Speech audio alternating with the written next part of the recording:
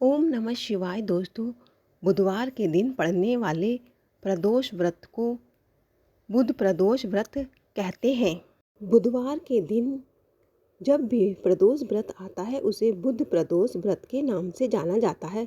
कहा जाता है कि प्रदोष व्रत के प्रभाव से व्यक्ति की सभी मनोकामनाएं पूरी होती हैं, साथ ही भगवान शिव और माता पार्वती का आशीर्वाद प्राप्त होता है। यदि आप प्रदोष व्रत करते हैं, बुध प्रदोष व्रत कथा का पाठ अवश्य करें, वरना आपकी पूजा अधूरी रह जाती है। आइए कथा का श्रवण करते हैं। प्राचीन काल की बात है। एक पुरुष का नया नया विवाह हुआ था। वह गोने के बाद दूसरी बार पत्नी को लिवाने के लिए अपने ससुराल पहुंचा और उसने सास से कहा कि बुधवार के दिन ही पत्नी को लेकर अपने नगर जाएगा। उस पुरुष के सास ससुर ने साले सालियों ने उसको समझाया कि बुधवार को पत्नी का विदा कराकर ले जाना शुभ नहीं होता है, लेकिन वह पुरुष अपनी जिद से टस से मस नहीं हुआ। विवश होकर सास ससुर को अपने जामाता और पुत्री को भारी मन से विदा करना पड़ा। पति पत्नी बैलगाड़ी में चले जा रहे थे। एक नगर के बाहर निकलते ही पत्नी को प्यास लगी। पति लोटा लेकर पत्नी के लिए पानी लेने गया।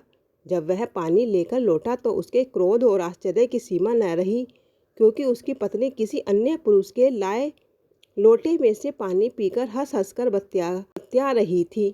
क्रोध में आग बबूला होकर वह उस आदमी से झगड़ा करने लगा, मगर यह देखकर आश्चर्य की सीमा न रही कि उस पुरुष की शक्ल उस आदमी से हूबहू मिलती थी। हम शक्ल आदमियों को झगड़ते हुए जब काफ़ी देर हो गई तो वहां आने जाने वालों की भीड़ एकत्र हो गई। सिपाही भी आ गए। सिपाही ने स्त्री से पूछा कि इन दोनों में से कौन सा आदमी तेरा पति है? तो वह बेचारी असमंजस में पड़ गई, क्योंकि दोनों की शक्ल एक दूसरे से बिल्कुल मिलती थी। बीच राह में अपनी पत्नी को इस तरह लुटा देखकर उस पुरुष की आंख भर आई। वह भगवान शंकर से प्रार्थना करने लगा कि हे भगवान, आप मेरी पत्नी की रक्षा करो। मुझसे बड़ी भूल हुई जो मैं बुधवार को पत्नी को विदा कराकर लाया। भविष्य में ऐसा अपराध कदापि नहीं करूँगा। उसकी वह प्रार्थना जैसे ही पूरी हुई कि दूसरा पुरुष अंतर्ध्यान हो गया और वह पुरुष सकुशल अपनी पत्नी के साथ अपने घर पहुंच गया। उस दिन के बाद पति पत्नी नियम पूर्वक बुधवार प्रदोष व्रत कर रखने लगे। बोलो भगवान शिव की जय और बोलो माता पार्वती की जय।